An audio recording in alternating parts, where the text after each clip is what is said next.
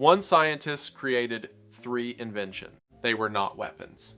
They were not built to kill. They were engineering solutions. Together, they are believed to have contributed to the deaths of millions of people. They lowered average human intelligence across entire population. They altered behavior at a societal scale, and they triggered 2 environmental crises that are still unfolding. At the time, none of this was visible. The inventions worked. They solved real problems. They were praised as progress. Cars ran more smoothly. Homes became safer. Modern life accelerated. The damage did not arrive as a single event. It accumulated slowly, measured in exposure, measured in years. By the time the consequences could be traced, the causes had already become part of everyday life. This is not a story about intention. It is a story about outcome. In 1944, a young chemist named Claire Patterson went to work on the Manhattan Project. His assignment was precise. Separate uranium-235 from uranium-238, 2 isotopes. Nearly identical, different only in mass. The work required machines built for extreme accuracy. Mass spectrometers capable of detecting differences smaller than a fraction of an atom. After the war, Patterson returned to graduate school. He chose a different question. Not how to build weapons, but how old the Earth really was. The method relied on radioactive decay. Uranium slowly transforms into lead at a fixed rate. Measure the ratio. Calculate the time. To calibrate his instruments, Patterson used zircon crystals. They form with trace uranium. They form with no lead at all. Any lead found inside them should only come from decay. The uranium measurements were consistent, predictable, reliable.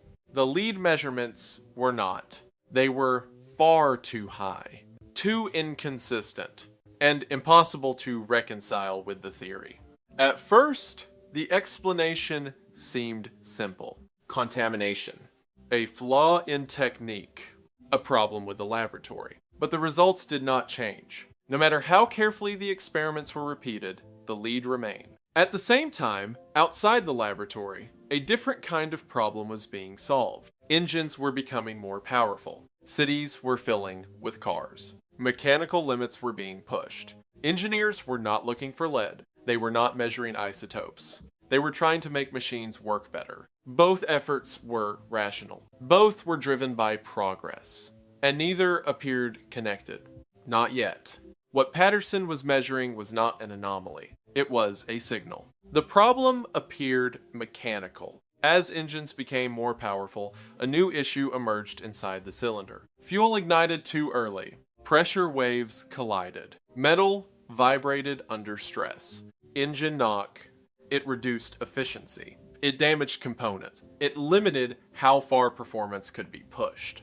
The solution was not redesigning engine. It was changing fuel. Different fuels resisted compression differently. Some detonated early. Others did not.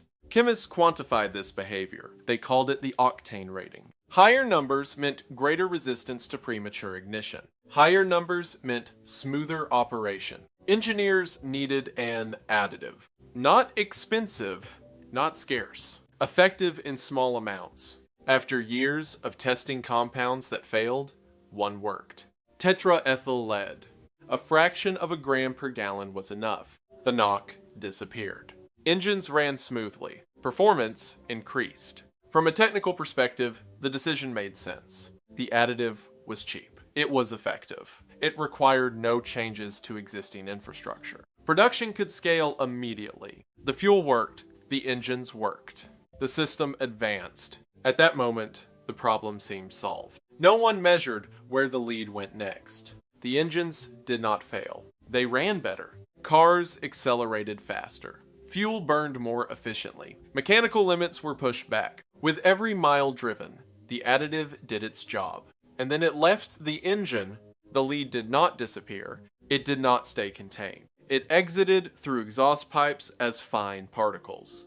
Into city air, onto roads, into soil and water. Millions of vehicles repeated the process every day. The distribution was uniform, uncontrolled, invisible. Lead settled on buildings, on crops, On playgrounds, it entered lungs with each breath. It entered bloodstreams. It accumulated slowly. There was no threshold event, no single moment of failure. Exposure was incremental, measured in years, measured in childhood. By the time symptoms appeared, they did not point back to engine. They appeared as learning difficulties, as behavioral changes, as unexplained increases in cardiovascular disease. In laboratories, the measurements continued to fail. Lead appeared where it should not exist, in rocks, in samples meant to be pristine. What had been released into the air was now embedded in the environment. The system was working exactly as designed. The consequences were working too. The problem did not resolve itself. In 1952, Claire Patterson moved to Caltech. He built a new laboratory from scratch. Walls were stripped. Electrical cables were removed. Lead solder was eliminated wherever possible. Floors were cleaned daily. Air was forced outward, never inward. Anyone entering wore protective clothing. The room was designed to keep lead out. Inside it, Patterson changed his approach. Earth's oldest rocks had been recycled by tectonic. Meteorites had not. They formed at the same time as the planet. They drifted untouched for billions of years. If lead was present there, it had meaning. Patterson measured 5 meteorites. Using 3 independent dating methods, the results converged. 4.55 billion years. The age of the Earth was no longer the question. The contamination was. Patterson began measuring lead in places far from industry. In the open ocean. At different depths. If lead were natural, its concentration would be uniform. It was not. Levels near the surface were nearly 10 times higher. The signal pointed upward, toward recent history. To trace it further back, Patterson turned to ice. Greenland, Antarctica. Each layer recorded the atmosphere of its time. The pattern was clear. Lead levels rose and fell with human activity. Mining, smelting, empire, and then, in the 20th century, they spiked. The data did not accuse, it did not speculate. It described a timeline, and the timeline matched the age of leaded gasoline. The measurements moved from environments to people. Patterson examined lead stored in the body. Bones, teeth. For comparison, he analyzed remains from long before industrial fuel. Ancient populations. Minimal exposure. The difference was not subtle. Modern bones contained hundreds to thousands of times more lead. In children, the effects appeared early. Lead mimicked calcium. The body absorbed it, stored it. The brain was the most sensitive target.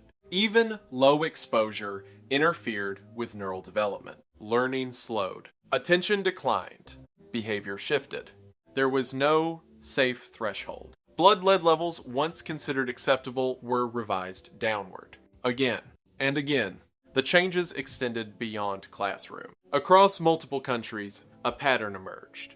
Rising lead exposure in early childhood, followed decades later by higher rates of violent crime. The timelines aligned, not perfectly, but consistently. Lead was not the only factor, but it was a measurable one. The cost accumulated quietly in lost cognitive potential, in increased cardiovascular disease, in premature deaths. Estimates varied, but the scale did not. Millions of lives shortened, hundreds of millions affected, all from a solution that had worked exactly as intended. The response came slowly. Warnings had existed for decades, so had resistance? Lead was profitable, embedded in infrastructure, defended as necessary, but the data accumulated. Countries began to act. Leaded gasoline was restricted, then banned. The effects followed with delay. Blood lead levels declined. Children born later carried less of the burden. Public health improved in measurable ways. Globally, the removal of lead from fuel saved millions of lives and trillions in economic cost. But the problem did not vanish. Lead remained in soil, in water systems, in industrial processes. Aviation fuel still used it. Batteries continued to spread it. The legacy was incomplete. Thomas Midgley did not live to see the full consequences. After contracting polio, he built a system of ropes and pulleys to help him move. In 1944, he became entangled in the device. He died by strangulation. The inventions he left behind outlived him. They reshaped the environment, they reshaped human health, and they forced a question that did not end with him. The decisions were rational. The data came later. The damage lasted longer than anyone expected. No single moment marked the turning point, only a sequence of improvements that worked. This is how progress often looks in real time: useful, efficient, incomplete. The question is not whether this could happen again. The question is whether it already is. When a solution solves today's problem, but defers tomorrow's cost, who is responsible for what comes next?